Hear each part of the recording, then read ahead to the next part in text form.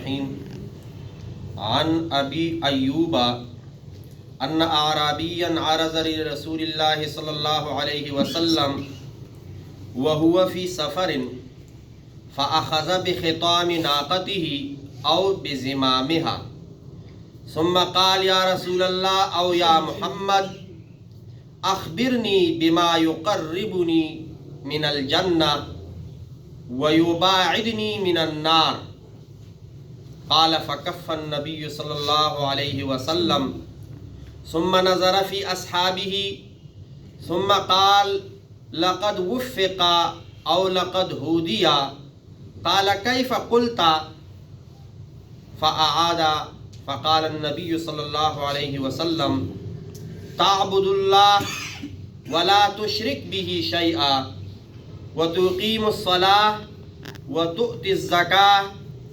وتصل الرحمہ دع الناقہ۔ ابو ایوب رضی اللہ تعالیٰ عنہ سے روایت ہے کہ ایک اعرابی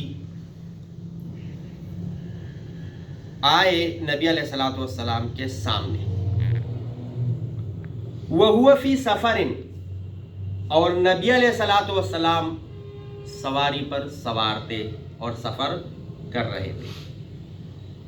فَأَخَذَ بِخِطَامِ نَاقَتِهِ، تو یہاں سواری کا جو ایک لگام سے اس اعرابی نے سواری کو پکڑا، یعنی اس سواری کو روکا۔ ثم قال، پھر کہا اے اللہ کے رسول مجھے وہ چیزیں بتائے جو مجھے جنت کے قریب کر دے اور جہنم سے دور کر دے۔ مجھے وہ چیزیں بتائے جس کو میں کروں، جس پر میں عمل کروں اور اس کی وجہ سے میں جہنم سے دور ہو جاؤں اور جنت کے قریب ہو جاؤں۔ تو نبی علیہ الصلوۃ والسلام نے اپنے صحابہ کی طرف دیکھا اور پھر پوچھا کہ آپ دوبارہ بولے کیا کہنا چاہ رہے؟ تو اس نے پھر وہی سوال کیا کہ مجھے وہ چیزیں بتائے کہ جو مجھے جنت کے قریب کر دے اور جہنم سے دور کر دے۔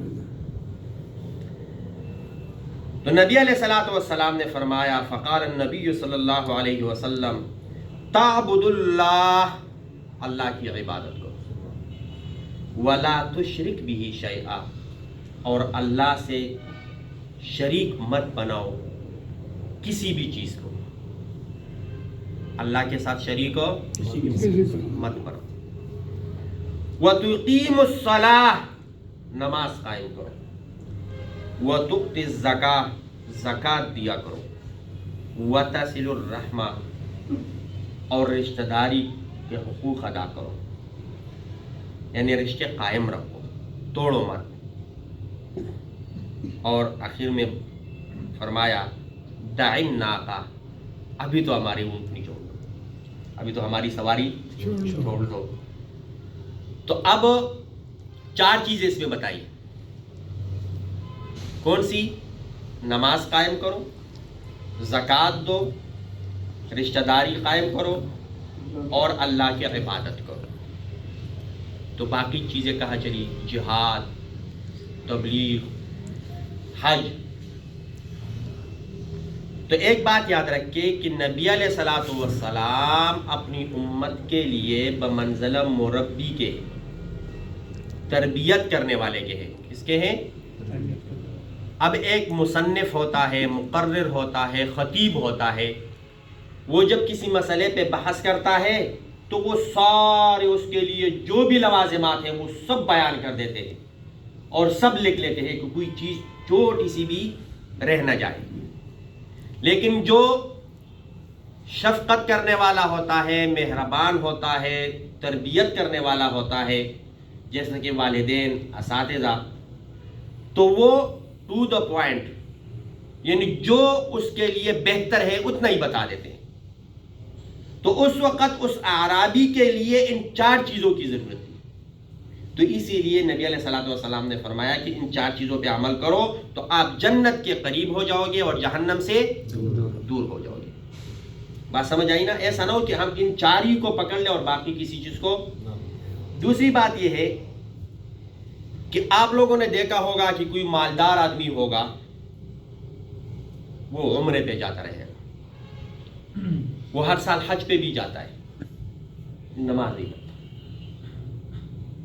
یہاں روزے کا ذکر نہیں ہے، حالانکہ روزہ فرض ہے۔ تو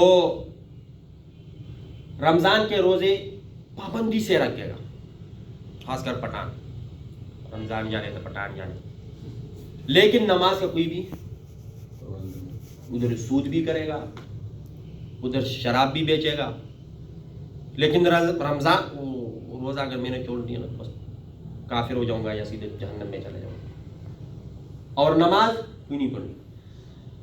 تو اسی لیے نماز کی اہمیت پہ زور دیا، نماز کی اہمیت پہ، اور دوسرا زکوٰۃ کی اہمیت پہ زور دیا کہ بندہ مال لیتے ہوئے تو خوش ہوتا ہے، دیتے ہوئے وہ ڈر جاتا ہے کہ میرا مال کم نہ ہو جائے، میرا مال ہو۔ تو یہ خاص طور بتا دیا کہ اگر آپ کے مال میں زکوٰۃ واجب ہے تو دیتے ہوئے آپ ڈرے نہ، دیتے ہوئے آپ بلکہ اس پر عمل کرے، دے، تاکہ آپ جنت کے قریب ہو اور دوزخ سے دور ہو۔ اور ایک آدمی بڑا حاجی صاحب ہوگا، 15-16 حج کیے ہوں گے، لیکن اپنی بیوی کے علاوہ سب اس سے تقریب سلام کرنا پسند نہیں کریں گے، اس کے ساتھ ہر وقت ماتھے پہ 25-26 بجائے ہوں گے، اور کوئی رشتہ داری کا کوئی حق ادا نہیں کرتا ہوگا، صرف وہ اور بیوی، بس بھائی کو بھائی نہیں سمجھتا ہوگا، بہن کو بہن، بانجا، بھتیجا، بھتیجی، خالہ، پھوپھی، چاچو، تایا، دادا، دادی، نانا، نانی، کوئی رشتہ۔ تو وہ اگر 50 حج کرے اور اس پہ عمل نہ کرے تو پھر کیا فائدہ؟ تو خاص طور پر رشتہ داری کا کیا تذکرہ کیا کہ لوگ باقی روزے بھی رکھتے ہیں، حج پہ بھی جاتے ہیں، لیکن رشتہ داری قائم کرنے میں کیا ہے؟ سست ہے۔ تو آپ ایسا نہ کرے کہ آپ کا کوئی رشتہ دار ہو آپ سے خفا ہو۔ حدیث میں ہے نا کہ لا يدخل الجنت قاطع، نبی علیہ السلام فرماتے ہیں کہ جو رشتہ داریوں کو ختم کرتا ہے وہ جنت میں داخل نہیں ہوگا۔ اللہ رب العزت ہماری حفاظت فرمائے۔ ہر ایک بندے کے گھر میں رشتہ داروں میں کوئی نہ کوئی مسئلہ ہوتا ہے، لیکن پچھلے جتنے بھی ہیں اللہ وہ ہمیں معاف فرمائے۔ آئندہ ہم کوشش کریں کہ اس حدیث پہ عمل کریں کہ اگر کوئی ناراض ہے آج سے ہم جا کے ان کو کیا کریں؟ راضی کرنے کی کوشش کریں۔ غلطی بے شک ان کی ہو، ہم اپنی غلطی تسلیم کر لیں اور کیا کریں؟ ایک قدم ہم آگے بڑھیں، تو وہ بھی اللہ رب العزت ان کے بھی دل میں نرمی ڈالیں گے اور وہ بھی معاف کر دیں گے، آپ بھی معاف کر دیں گے، کوشش کریں گے نا انشاءاللہ۔ اللہ رب العزت ہمیں صحیح طور پر دین پر چلنے کی توفیق عطا فرمائے۔